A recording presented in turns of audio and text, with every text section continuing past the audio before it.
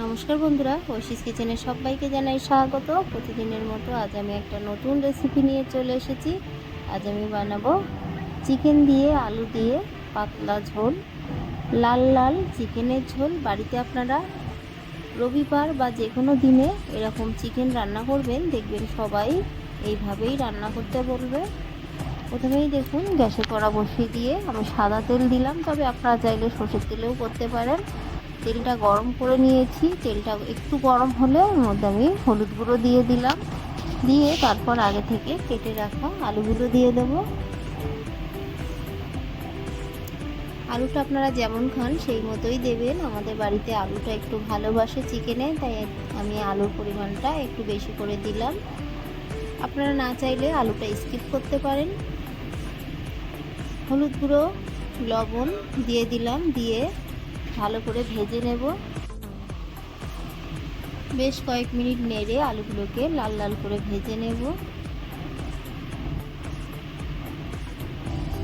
দেখুন আলুগুলো ভাজা হয়ে গেছে, আলুগুলোকে তুলে নেব। আলুগুলো তুলে নিয়ে কড়ার মধ্যে এই সময় আরও একটু তেল দিয়ে দিলাম একটা শুকনো লঙ্কা। শুকনো লঙ্কাটাকে আমি দুভাগ করে দিলাম। এরপর একটা তেজপাতাকেও দুভাগ করে দিয়ে দিলাম।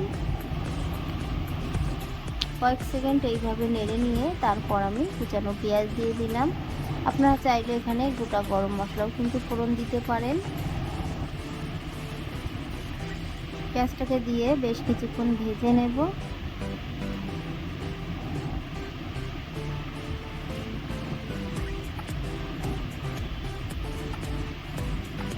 পেঁয়াজের গায়ে দেখুন কালার এসে গেছে। এই সময় আমি আগে থেকে বেটে রাখা মশলা দিয়ে দেবো। এখানে আছে আদা, রসুন, গোলমরিচ, শুকনো লঙ্কা, কাঁচা লঙ্কা, আর আছে গোটা গরম মশলা। আর তারই সঙ্গে আমি একটা মিডিয়াম সাইজের কুচানো পেঁয়াজ দিয়েছিলাম। সবগুলো একসঙ্গে মিক্সিতে পেস্ট করে নিয়েছি। একটু নেড়ে মিক্সার জার ধোয়া জল দিলাম, তারপর দিয়ে দিলাম লবণ, দিয়ে দেব হলুদ গুঁড়ো, দিয়ে দেব জিরে গুঁড়ো, এরপর দিয়ে দেব ধনে গুঁড়ো, দিয়ে খুব ভালো করে নেড়ে নেব।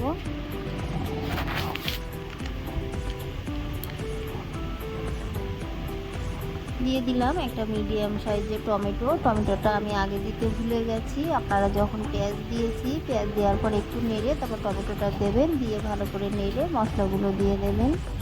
টমেটো দিয়ে একটু নেড়ে নিয়ে তারপর দিয়ে দিলাম কাশ্মীরি লঙ্কার গুঁড়ো। এটা দেব কালারের জন্য, আপনারা চাইলে স্কিপ করতে পারেন। এই রান্নাটা ঝাল গোটা শুকনো লঙ্কা, গোটা কাঁচা লঙ্কা, গোলমরিচ এর থেকেই কিন্তু হবে। এটা কালারের জন্য দিলাম। খুব ভালো করে আমি কষিয়ে নেব। এই সময় হাফ টিস্পুনের থেকেও কম কিন্তু আমি একটুখানি চিনি দিয়ে দিলাম। সামান্য চিনি দিলে দেখবেন স্বাদটা ব্যালেন্স হয়, তাই সামান্য একটু দিলাম। মিষ্টি যারা খান না তারা স্কিপ করবেন, দেবেন না।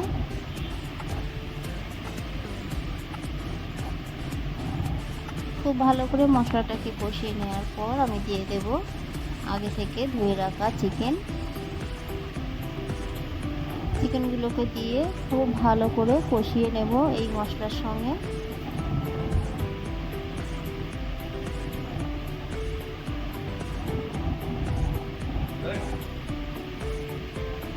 কয়েক মিনিট এইভাবে নেড়ে আমি চিকেনটাকে কষিয়ে নেব। যতক্ষণ না চিকেন দিয়ে তেল বেরোয় ততক্ষণ কিন্তু কষিয়ে নেব। কষিয়ে নেওয়ার পর আমি ভেজে রাখা আলুগুলো দিয়ে দিলাম, দিয়ে কয়েক মিনিট খুব ভালো করে নেড়ে নিয়ে দেখুন চিকেন দিয়ে তেল বেরিয়ে গেছে। এই সময় আমি গরম জল দিলাম। আপনারা গরম জল দেবেন, তাহলে দেখবেন খুব তাড়াতাড়ি চিকেনটা ফুটে উঠবে আর রান্নার স্বাদটা ভালো হবে।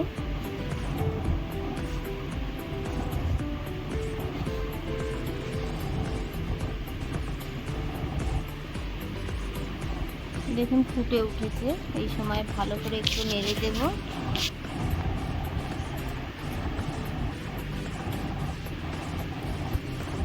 যতক্ষণ এই আলু চিকেনটা সেদ্ধ না হয় ততক্ষণ কিন্তু আমি ফুটিয়ে নেব। একটু চেখে দেখেছি লবণ লাগবে, তাই স্বাদ অনুযায়ী আরও একটু লবণ দিয়ে দিলাম।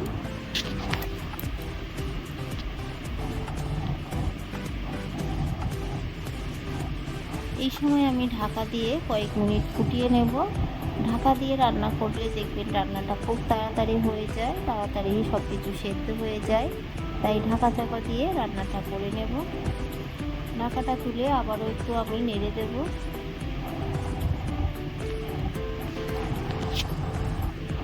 আমি গোটা গরম মশলা আদা রসুনের সঙ্গে দিয়েছিলাম, এখানে এলাচ দারচিনি লবঙ্গ সব কিছু দিয়েছিলাম।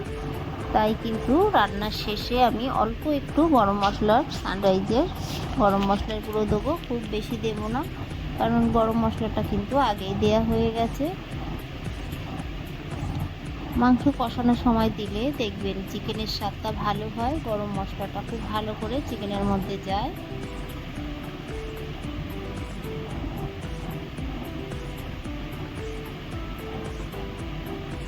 দেখুন চিকেন পুরো সিদ্ধ হয়ে গেছে।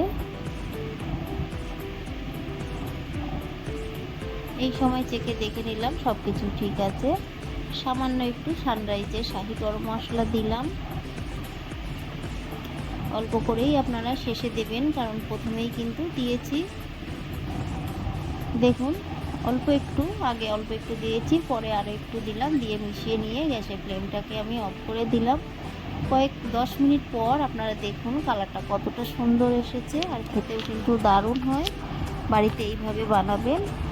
আমার এই রেসিপিটি আপনাদের ভালো লাগলে প্লিজ আমার চ্যানেলটিকে সাবস্ক্রাইব করে পাশে থাকা বেল আইকনটি ক্লিক করে দেবেন, তাহলে আমি নতুন ভিডিও ছাড়লে আপনাদের কাছে পৌঁছে যাবে।